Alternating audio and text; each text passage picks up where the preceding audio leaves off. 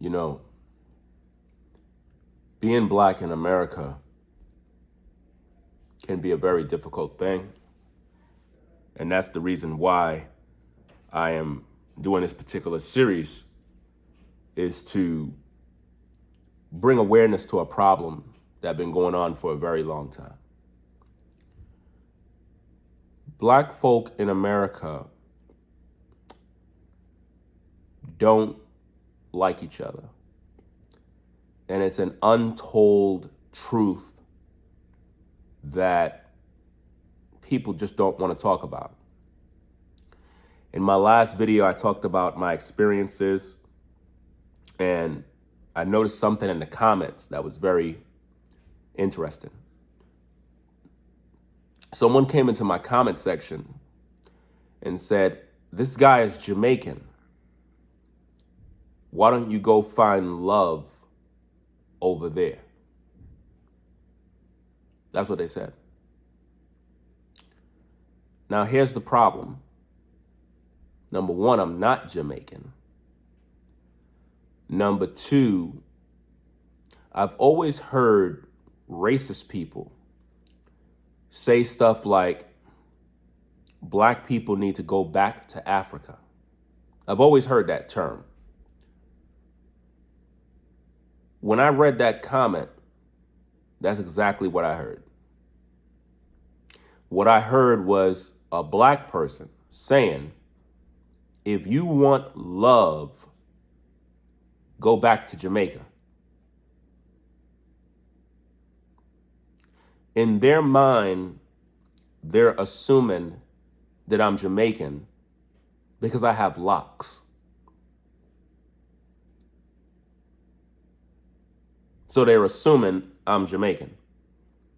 And they said that if I want love, I need to go back to Jamaica, which confirm what I've been telling you guys about internalized racism in America from black people.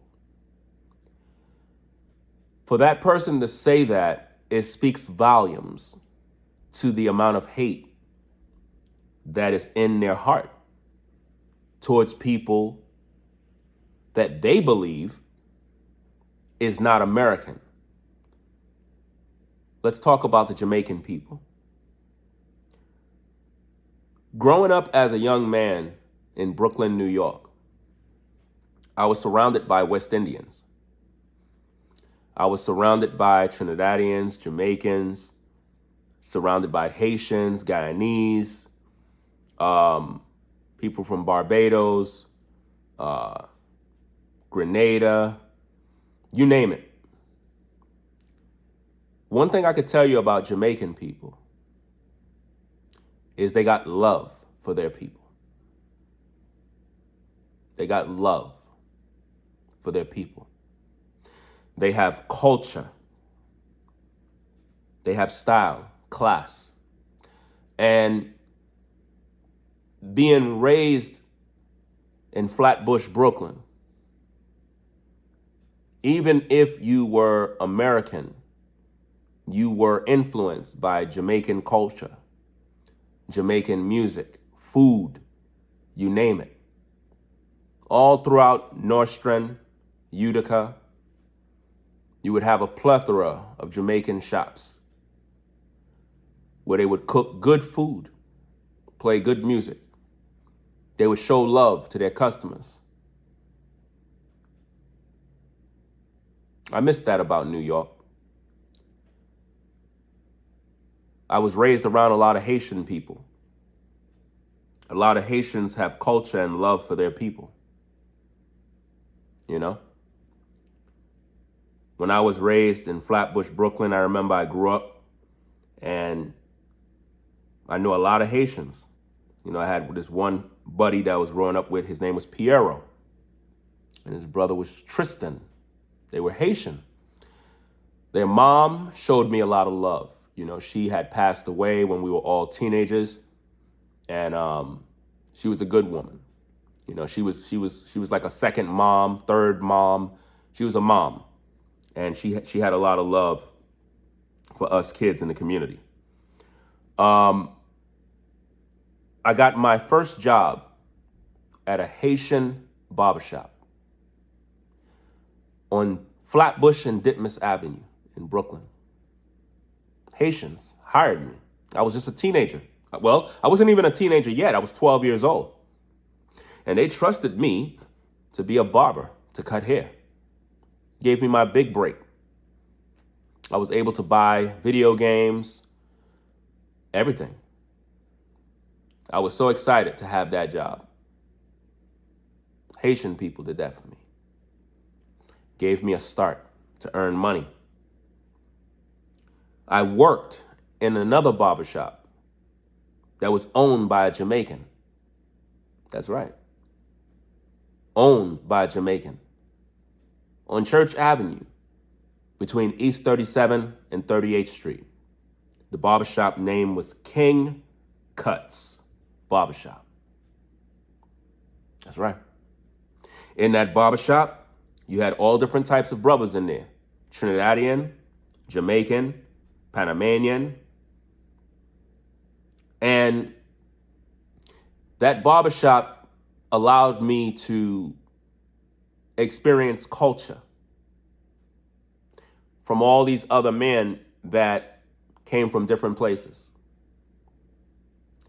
There was unity, peace. We had our arguments, but there was unity. What I'm saying is all the people that I was raised around had culture. And I noticed there was a difference between blacks that came from Jamaica, Trinidad, different parts of the world. They were different. They conducted themselves with culture, class, and style. When it came to American blacks, I noticed a big difference. It was almost like a jealousy because everybody else from other parts of the world had a sense of culture, a sense of belonging. They knew where they were from. But in America, the average black man, black woman did not know where they come from. So they were trying to find their identity in religion, in different movements, and consequently, they still are unfulfilled. So I noticed that in the black community, there was a lot of violence, a lot of killing, a lot of bloodshed, but no one is doing anything about the problems, you know? Nobody's doing anything to solve the issues. But when it comes to other groups of black from the Caribbean, even if they had their issues, there was a sense of unity, a sense of togetherness with them. And that is something that I've always admired because I never seen that with American black people. Never. I don't know what it feels like to have a community. Don't know what that feels like. So being around the Jamaican people, being around Trinidadians, being around all these different groups, when their people would come together, there was always smiles, joy, music. They have drinks. It was always a good time. And I was a part of many celebrations, many festivals, gatherings. And I felt like I was a part of what they were doing. I was accepted. I was greeted with open arms. They treated me as one of them. And it was a good experience. I've never experienced that with American black folk. Never. Never experienced that at all. Never experienced any gatherings, any parties, anything. So when that person came into the comments section and said, this man is Jamaican, if you want love, go back there, it's the equivalent of saying, go back to Africa. And it's rather disturbing and shocking that a black person would say such a thing. That is what internalized racism looked like.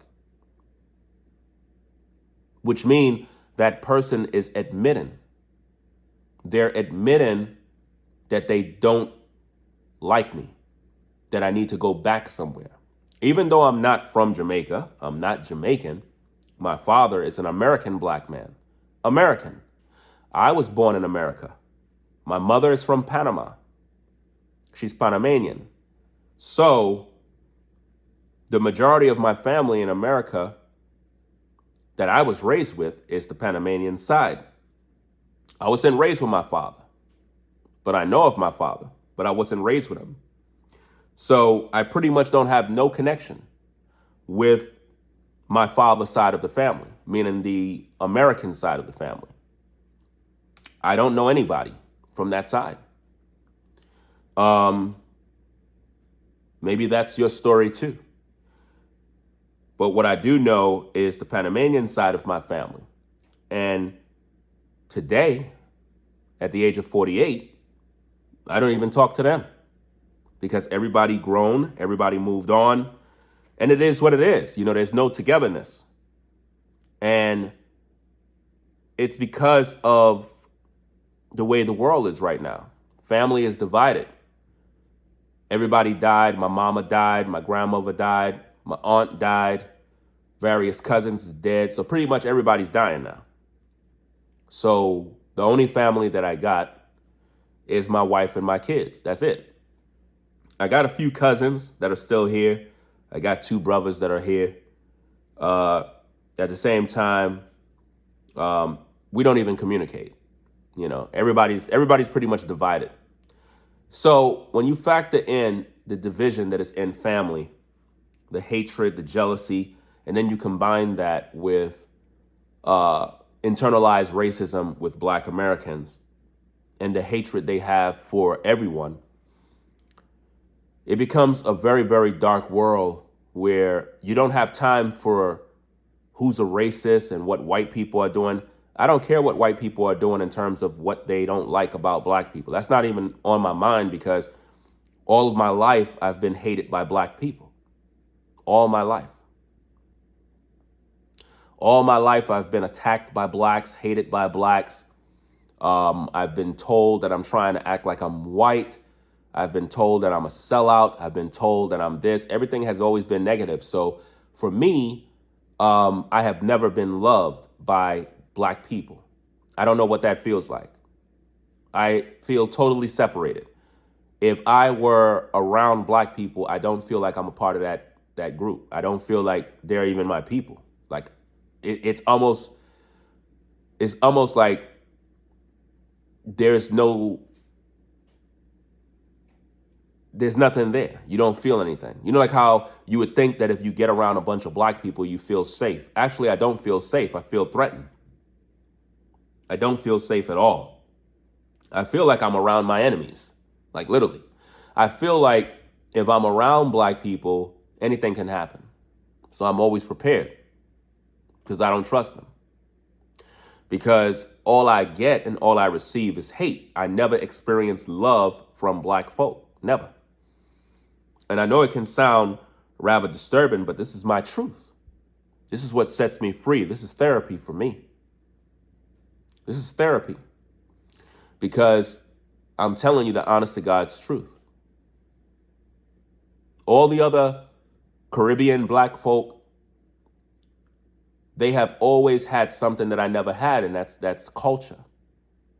They have something that is beautiful.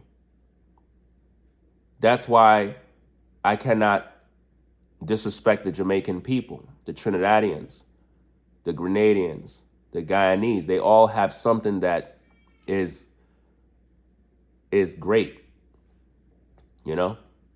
Culture.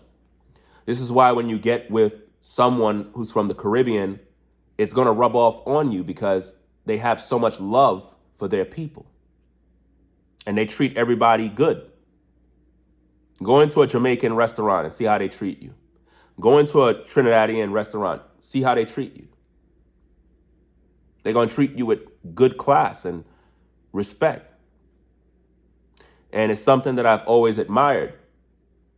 That's why I'm heavily influenced by Jamaican music. I'm heavily influenced by that culture because I grew up around it. I grew up around Jamaicans and Trinidadians so much, I can literally speak patois. I can literally sound like I'm Trini. I can sound like I'm Jamaican. I can do all of that because I was raised around them.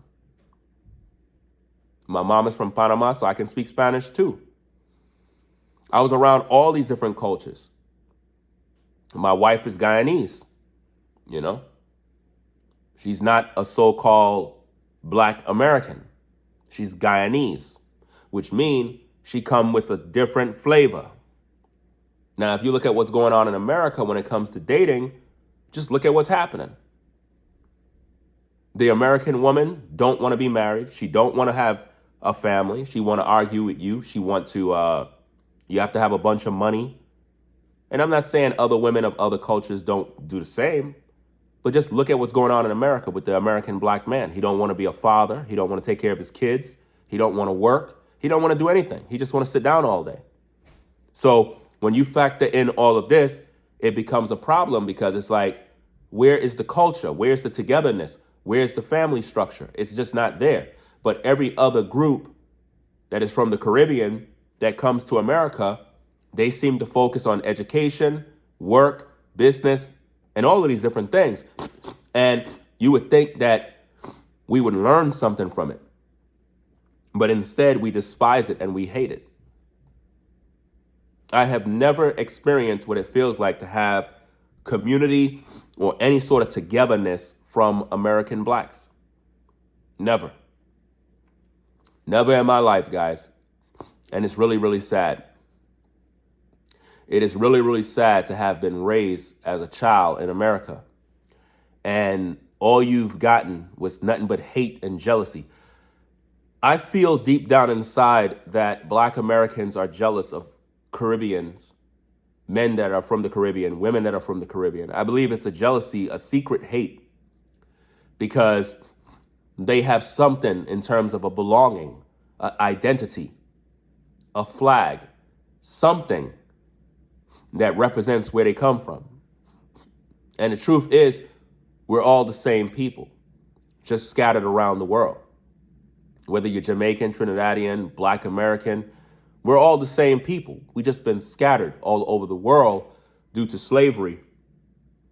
But for some reason, we've been divided. And they have this new movement in America that is brewing only on social media. It is not something that is in the streets. It's something that is only on social media, and it's called FBA. Let's talk about that. FBA stands for Foundational Black Americans. This movement was started somewhere in the 2000s, the early, mid-2000s, somewhere around there, by, I believe, some guy named Anderson, Claude, something along them lines. Then it kind of pivoted over into a Tariq Nasheed.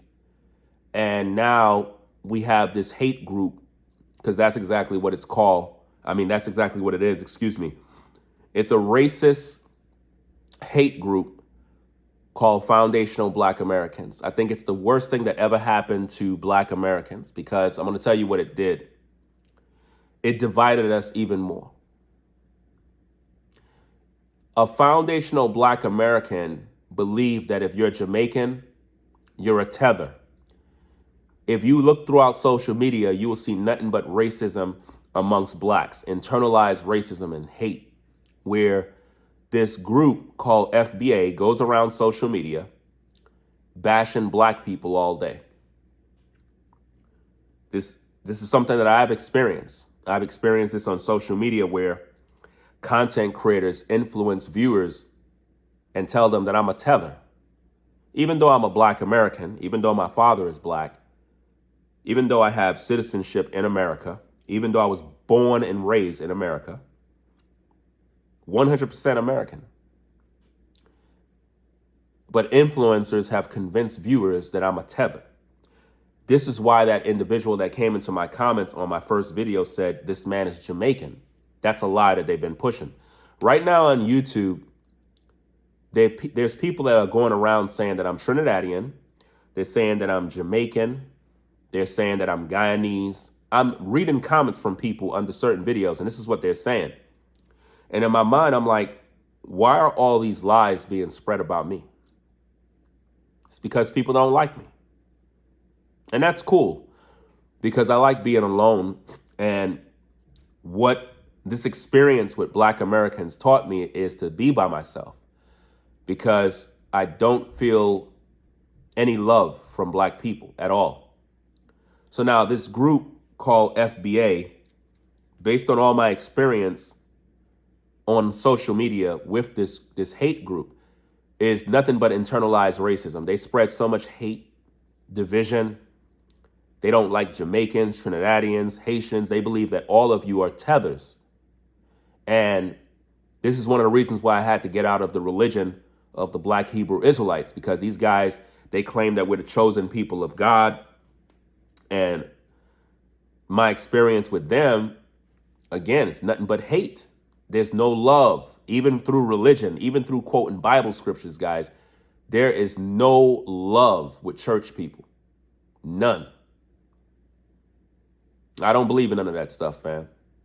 There's no way that these people could be following God and they got so much hate in their heart for one another. There's no way. It's like, there's no way that everybody could be following God but hate each other. You know? This is one of the reasons why I had to get out of the Christian church, because in the Christian church, they teach you a bunch of lies. They teach you all of this, this stuff, but there's no compassion from none of them. It's just pure hypocrisy. So I had to get out of religion. I had to get out of the Black Hebrew Israelitism.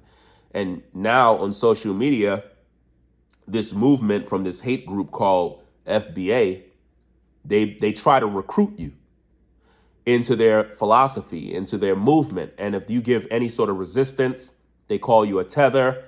If you speak against them, they'll call you a tether. And being that this is on social media, what they do is they'll influence the viewers. So let's say, for example, some of you guys, you rock with my platform, you like my work, you like my style, my delivery. If you can hear another influencer speak negative about me, calling me a tether, that'll make you hate me too, automatically. And then what you do is you just don't watch me no more. And then when you do that, my family suffers. So now my kids, they don't get what they need because I'm unable to earn a living through social media. That's what's going on literally right now, because they want me to be homeless. They want me to fall. They want me to suffer. A lot of them are literally celebrating right now because of recent videos where I kind of share some things that I'm going through. Even though I didn't go into all sorts of details, in their mind, they're just happy because that's what they always wanted. And this is coming from Black people. It's coming from Black Americans.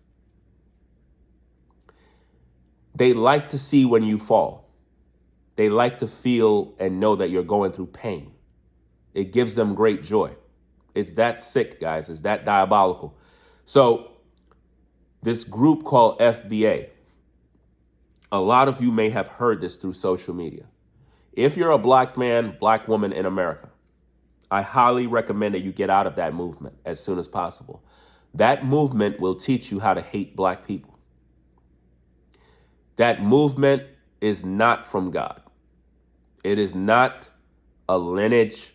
It is a hate group that have been spreading propaganda, lies. And if you're Black and you speak against it, they will hate you even more.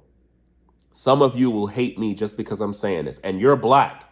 And keep in mind, the FBA movement teach you that white people are the enemy, but you will hate me. Why is it that as a Black man, Black woman, you keep looking at white people as the enemy, but you don't look at your own people who are your enemy, who are the ones dividing us? If you're Black and you are constantly thinking about what white people think about you, something's wrong with you, not those people. Because you're spending too much time focusing on things that you have no control over. I cannot control if a white person don't like me. I can't control that, but I can control how I think about them. So the truth is, you cannot fight hate with hate. You cannot do that. You overcome evil with good, right? You overcome fire with water. You cannot have a heart that is full of hatred towards other people just because that is what you've been taught. I've been taught all my life that white people are the enemy of blacks. And then I've learned that blacks are the enemy of blacks. At 48 years of age, I have understood, with all the experience, all of the lies that have been told to me, that my own people, or if you want to call it your own people, because I don't think that you're my people. I really don't. I don't believe that. I don't believe that. The people that are my people are the people who show me love. And that group of people could be anybody in any race. My people represent anybody that show me love. That's my people. I'm not claiming no people because I've experienced nothing but hate from black people. So when I say black people, I'm not talking about Jamaicans. I'm not talking about Trinidadians. I'm not talking about black Americans. I'm talking about black people in general who express nothing but hatred towards me. They're not my people. Because my people would not be doing that. My people show love. I got people that support my platform that are black. And they show love, they show support. And most of them might be black Americans. They know I'm not talking about them. I'm talking about the racist blacks who practice internalized racism. You see? A lot of them are doing this, guys, and it's very toxic. It's very poison. It's just evil. I'm going to talk more about the FBA movement. I'm going to talk more about issues that I deal with concerning racism. I just want these videos to be at this particular length so that you, the viewer, are able to digest these videos. Because if I do these videos 2-3 hours, you're not going to watch the videos. You know, some of you may not even watch this whole video. So you're not going to get the context of what I'm talking about. But my experience as a black man in America has been nothing but a nightmare. No love whatsoever from black people, nothing but hate, nothing but evil. If you start a black business, they won't support you. They won't support you guys. As a black man in America, you won't get no support if you start a business. The only way black people will support you, based on what I'm seeing now, especially on social media, is you have to claim FBA. I've seen content creators pivot over into FBA language or just saying they're FBA in order to get views because they know people are brainwashed. So all they got to do is just say, hey, I'm FBA, raise their hand. All of a sudden the viewers show up. So it's sort of like a hustle now. It's sort of like saying you're a part of a gang. And then the people go to you because they think you're one of them. Now realizing you're just using them to make a dollar. That's what is going on right now on social media. So maybe this message will resonate with you. Maybe it won't. Maybe my message will just get you angry enough for you to hate me even more. But one thing I do know is that the people that I thought was my people are not my people. They don't have no love for me. They never did. The majority of hate that I get is from black people. I've never experienced love from black people. I've never been encouraged by black people. I don't feel safe around black people. It is a horrible experience. And this is coming from a black man. This is me speaking my truth. I don't feel anything. It's a horrible experience because I've always been taught, guys, that white people are the problem. I've been taught, listen, this has been shared with me so many times, and it's not true. The truth is my own people have been the ones that have been lying on me, gossiping, being jealous, being hateful, and enough is enough, guys. I'm tired. I've been through this too long. I've been dealing with these issues for so many years. And again, as a Black American, you're not even allowed to share your experiences or your thoughts about these issues, because once you do, they will hate you. And this is how I know that the real enemy is us. We're the real enemy. We're the real enemy. It's not the white man. It's us. It's these groups, these hate groups, these movements that have been used to divide us even more. I like all people, all nationalities of people. And I try to be the best human being I can be. And when I'm surrounded by such hateful people, it is just sickening. Some of the conversations I hear Black people talking about white people are disgusting, because I hear these conversations, and then when you see how they treat one another, I'm like, you talk all this stuff about white people, but look at how y'all treat each other, man. Y'all treat each other like garbage. Guys, I don't even trust the church. At this point, I don't even want to hear anybody talk about God, bro. Like, seriously. Don't even quote a scripture to me, fam. And I believe in the scriptures. I believe in the scriptures. I believe in the Most High. At the same time, I don't want to hear nothing from nobody that's Black that's talking about the Most High, because I already know that they're lying. They're not being truthful because they show no love. You can't tell me you with God and you don't show people love that you can see every day. There's no way you could tell me you're with God. This is how bad it gotten, fam. It gotten real bad. But hey, I don't want this thing to go on too long. I'm going to be back with another video. I might even clip this video, because most people may not even watch the whole video. So I might clip this video to shorter videos. But I'll be back with more content, guys, because this is therapy for me. It might be therapy for you. But the solution that I see is you just got to be true to yourself as a Black man, as a Black woman, because our real enemy is ourselves. Our real enemies is ourselves, and we don't want to admit it. We just want to put the blame on white people. And I think that as a community, we're very jealous of other groups of people because we have not accomplished anything. And you have a lot of people on social media that are literally ruining a lot of your lives through a lot of propaganda and nonsense. I think a lot of Black Americans are being destroyed by influencers on social media who are only interested in making money. They're not interested in bringing a community of people together. And I know a lot of you don't like me. A lot of you are going to continue to hate. You could continue to do that.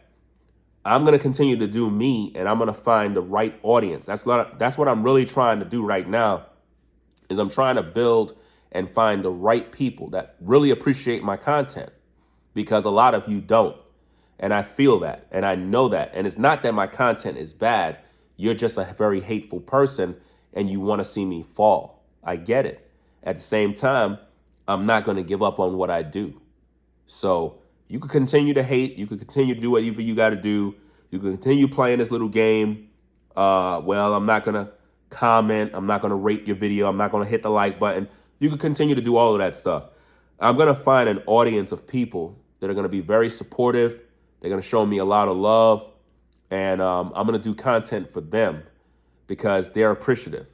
I know that most of you don't appreciate my work and my contributions to humanity. All I know is that when I'm gone, when my day finally comes and I'm no longer on this earth, my content will still be on social media teaching people. So my legacy will live on through my content. Isn't that wonderful? Rate, comment, and subscribe. I'm out. Peace.